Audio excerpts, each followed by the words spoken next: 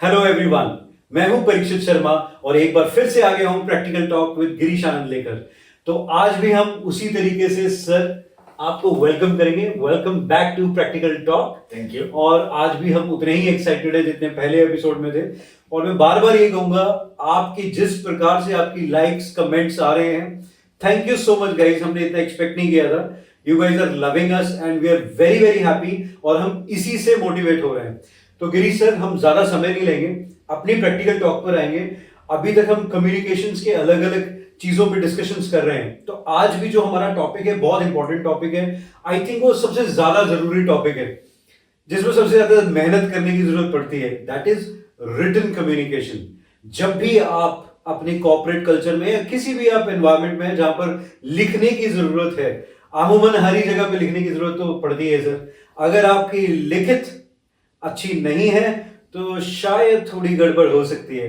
तो आज हम बात करेंगे गिरीश सर से कि सर रिटन कम्युनिकेशन, सबसे पहले ये बताइए होती क्या है, उसके आगे फिर हम बात करेंगे what is written communication. Parikshit, written communication actually जो हम अगर ऑफिशियल बात करें तो हम लोगों को कॉरेस्पॉन्डेंस करनी पड़ती है और इंटर ऑफिस मेमोज चलते हैं, कॉरेस्पॉन्डेंस करनी पड़ती है।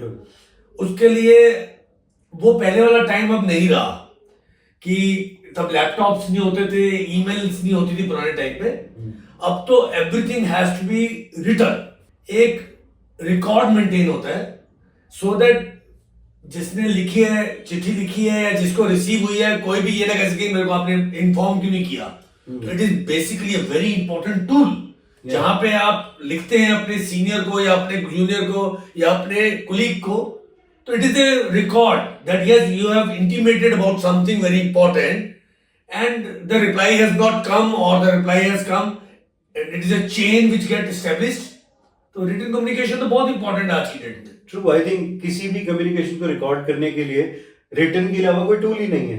तो verbal, non verbal listening, those are separate, right.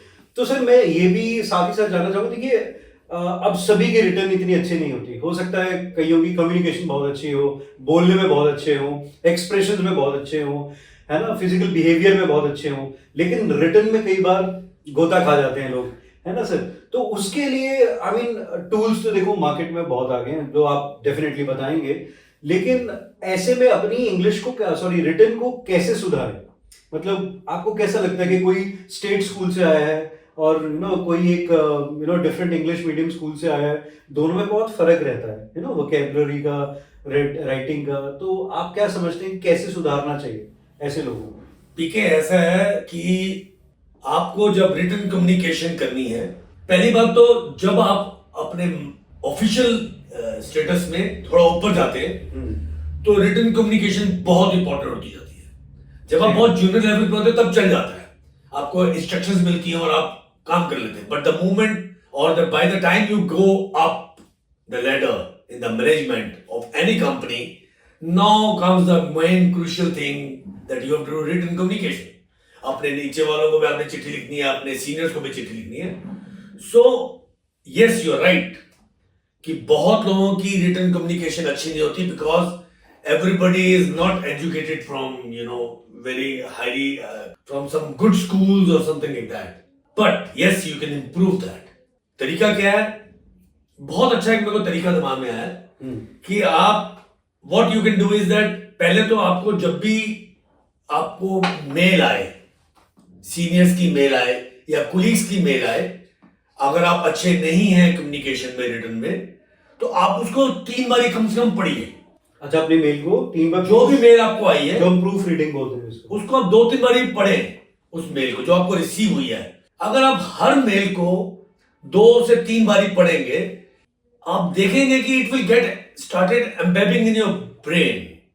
जिस तरह हम स्कूल की एग्जाम्स की तैयारी करते थे तो हम पढ़ते ही तो थे, पढ़ते रहते देन वो यहाँ रजिस्टर हो जाता है और जब आप एग्जाम देने जाते हैं तो आप याद करते हैं हाँ वो वाला मैंने याद किया था। सेम इज हियर, आप रिटन कम्युनिकेशन इंप्रूव करना चाहते हैं तो आप जो भी आपको मेल आ रही है सीनियर से, आपके मैनेजमेंट में जो भी आपको मेल आती है, उसको कम से कम 3 बार ही पढ़े।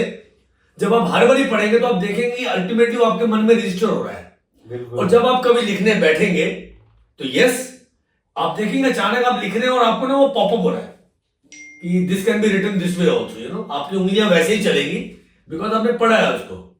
तो that is very important way. Other ways आजकल तो टेक्नोलॉजी का जमाना है, टूल्स आ गए हैं, लाइक चैट जीपीटी आ गई है, ऐसे बहुत सारे नए टूल्स। अभी मैं पीछे एक एडवर्टाइजमेंट देख रहा था, कोई नया भी आ डू गया। You think this is fair? I mean if we use chat GPT, you should use chat GPT but don't get handicapped. True, उसको यूज कीजिए, फिर उससे जो आपको चिट्ठी बन के आए, जो आपको कम्युनिकेशन मिले, आप उसको भी 3 बार पढ़िए। सर एक वाकया बताऊं आपको। मैं अभी एक ही क्लाइंट को आप ही की चीज से रिलेटेड डॉक्यूमेंट भेज रहा था। तो मैंने वो दोबारा से कॉपी करके चैट जीपीटी में डाला और उसमें लिखा हुआ आ गया this is the improved version. So basically उसका इम्प्रूव्ड वर्जन था नहीं। सो आई वाज सो हैप्पी यार कि मैंने इतनी अच्छी मेल ड्राफ्ट कर दी, लेकिन सून लेटर आई रियलाइज कि वो चैट जीपीटी से ही मैंने पहले प्रपोजल बनाया था। तो जब मैंने वही पिक करके उसमें डाला था तो इट वाज सो फनी, मैं बहुत हंसा अपने ऊपर। तो आपने बहुत सही बात कही।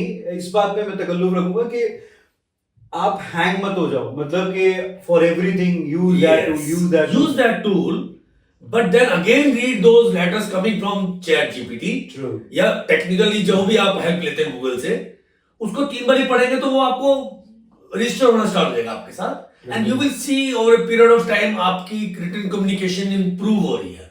एक बहुत अच्छा like letter part of it, कि एक कोई जूनियर था, वो अपने सीनियर को बार बार कहता था कि सर आप मेरी प्रमोशन करवाओ, मैं इतना मेहनत कर रहा हूँ, मैं इतनी मेहनत कर रहा हूँ, आप मेरे बारे में क्यों नहीं लिखते हैं, मेल लिखिए। तो उसने अल्टीमेटली उसके लिए मेल लिखी और अगले दिन उसका टर्मिनेशन लेटर आ गया।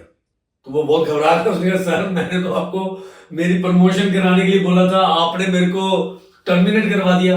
तो वो जो सीनियर था उसकी इंग्लिश थोड़ी सी कमाल की थी, तो उसने लिखा फलां mister is working in our company and he hardly works, he wanted to say he's a hard worker। तो इंग्लिश की थोड़ी गड़बड़ हो जाती है। सो रिटन कम्युनिकेशन बहुत इंपॉर्टेंट है, और आपने अगर लाइफ में आगे बढ़ना है, मैनेजमेंट में ऊपर जाना है, सीनियर बनना है, तो इससे आप नहीं बच पाएंगे। ये तो आपको करना ही पड़ेगा, otherwise you will get stuck. बिल्कुल। तो सर ने मेरी क्लोजिंग स्टेटमेंट तो पहले ही दे दी, जो कि अमूल मैं देता हूं। तो प्लीज अपनी रिटन कम्युनिकेशन को इंप्रूव कीजिए। हाँ, हैंडराइटिंग पे इतना गौर करने की जरूरत नहीं है, क्योंकि आप वो फॉन्ट्स यूज कर सकते हैं। तो हैंडराइटिंग का जमाना गया, लेकिन आपको अपनी रिटन स्किल्स, कम्युनिकेशन बहुत इंप्रूव करने की जरूरत है अगर आप ग्रो करना चाहते हैं। तो यहीं पे लगाऊंगा पूर्ण विराम रिटन कम्युनिकेशन के ऊपर, और बहुत ही जल्दी मैं और गिरीश जी आएंगे एक और नया टॉपिक लेकर, जो आपकी जिंदगी को बदलने में पूरी तरह से सक्षम होगा। तब तक के लिए thank you so much. Thank you.